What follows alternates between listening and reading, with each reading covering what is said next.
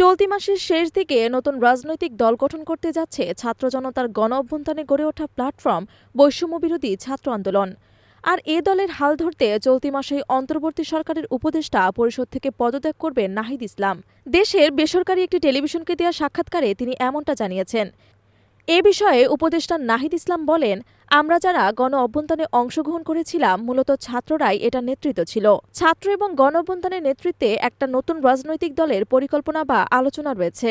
সেই দলে যদি অংশগ্রহণ করতে হয় তবে অবশ্যই সরকারের থেকে সেটা সম্ভব নয়।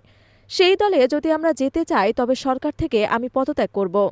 তিনি বলেন, বর্তমানে যেহেতু সরকারের একটি স্থিতিশীলতা এসেছে, যদিও প্রত্যাশা অনুযায়ী কাজ হয়নি, কিন্তু সেটা চলমান আছে।